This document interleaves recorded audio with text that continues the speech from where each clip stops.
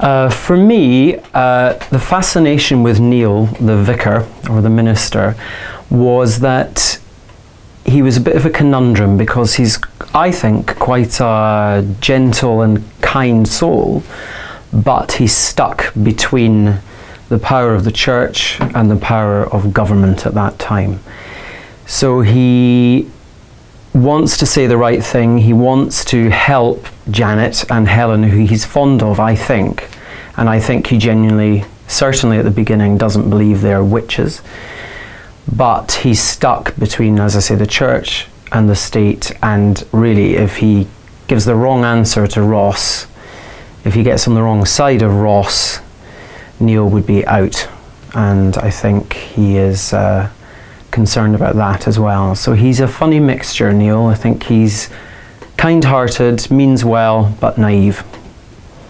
I had to make a few key choices about Niall. The first one was where he came from, and it's set in the northeast of Scotland, in Dornoch, but there's nothing to suggest that Niall is necessarily from there. And I am from the northeast originally myself, and grew up with fairly religious parents, a father who was an elder in the Church of Scotland, and I was around quite a lot of Church of Scotland ministers as a child. And when I read the script, I heard the voice of the first minister that we had as a child, who was from the West Coast. And I thought, looking at the history of it, he could easily have been an islander, he could have been from the West Coast of Scotland and come over to the northeast.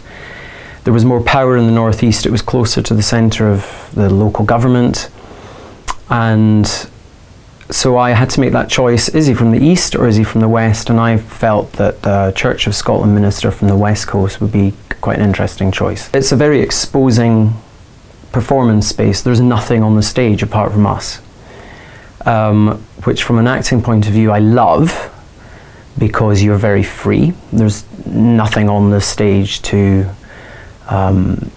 prevent you expressing yourself. There's no props to worry about particularly, but equally it's quite exposing, so getting brave, learning to use the space, and from a technical point of view just making sure that whilst the stage is in the round, that your delivery and your projection and your connection with the audience isn't lost by turning up stage too much, or if you are turning up stage, making sure what you're saying isn't lost. So that technically it's quite challenging.